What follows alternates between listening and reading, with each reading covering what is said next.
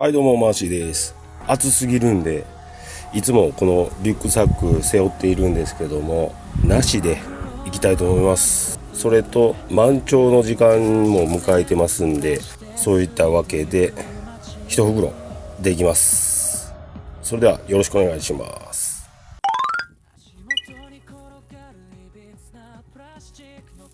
ちょっと聞いていいですか？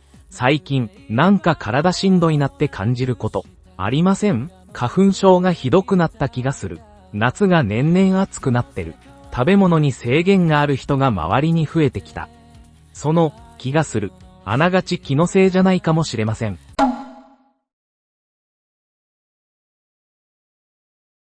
今日はそれを一緒に考えてみたいと思います。難しい話はしません。でも見終わったら、誰かに話したくなるはずです。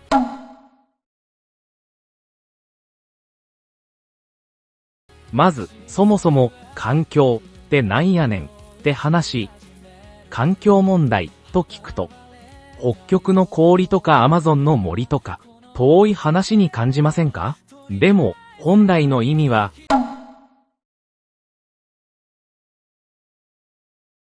なんです。吸っている空気、飲む水、騒音、職場の人間関係、全部が環境です。北極の話ではなく、あなたが今いるこの場所の話なんですよね。ここで一個面白いなと思った話があって、犬と人間、同じ家に住んでても環境は全然違うらしいんです。犬は玄関の匂いで、今日誰か来たがわかる。人間にはわからない。人間はスマホのニュースで不安になる。犬は関係ない。同じ空間にいても、それぞれが意味を持って関わる外界が違うから。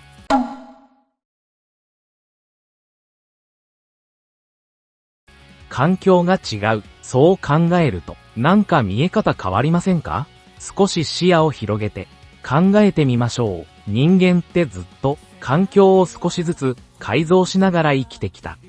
火を使って、道具を作って、農業を始めて、工場を建てて、車を走らせて、スマホを作った。これ全部、自然を人工的に変えてきた歴史ですよね。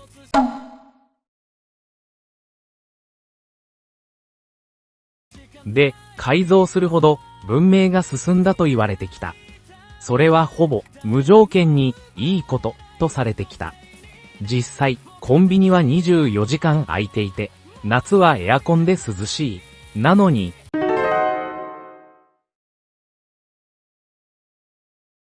この感覚ありませんか？実は何十年も前の本に、こうあります。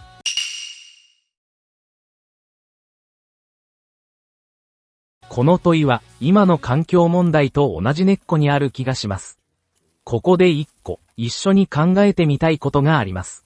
人間って、同時に、二つの生き物をやってるんじゃないかって。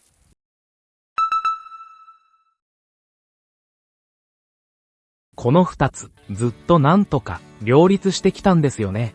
でも、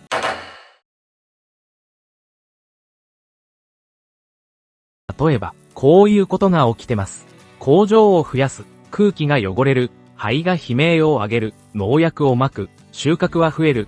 でも食物連鎖が崩れる、魚に毒が濃縮される、その魚を人間が食べる、便利を作ったはずが、回り回って自分たちに帰ってきてる。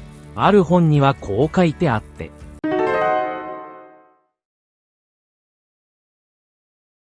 これは誰かを責める話ではなく、今の状況に気づいてほしいという言葉だと思うんですよね。まあ一言で言うと、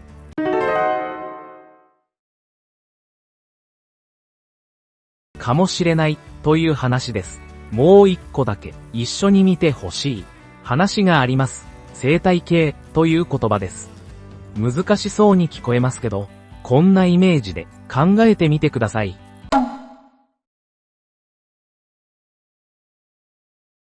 植物が光合成して酸素を出す。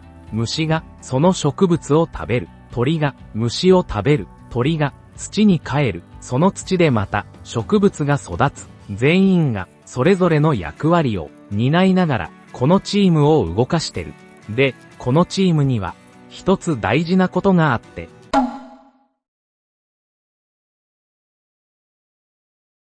ミミズも鳥も人間も全員が同じチームのメンバーです。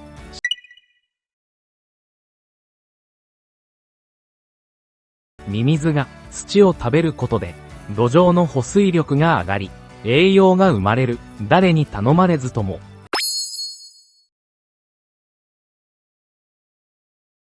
人間も本来はその一員、安全地帯からの傍観者ではないんですよね。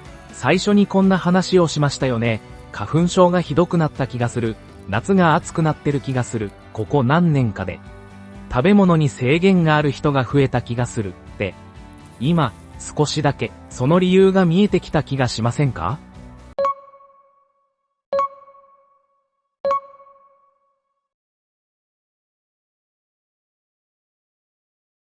環境問題は重くて遠い話ではありません。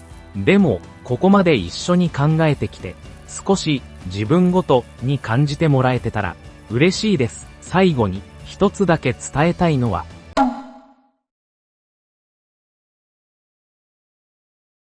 ミミズは環境問題を考えることができない。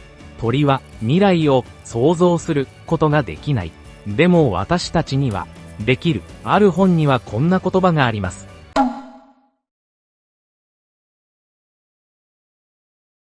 もっと便利に、じゃなくて、もっと豊かに。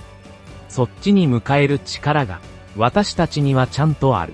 環境問題って、絶望の話じゃなくて、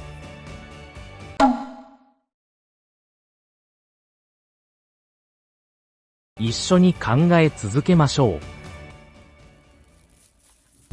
今日はですね、20分で45リットルゴミ袋半分ですね。ちょっと今日はほんまにちょっと潮が満ちてくる時間帯なんで、ちょっと第2の浜はちょっとやめときますね。ということで今日はここで終わります。最後までご視聴ありがとうございました。それではまた。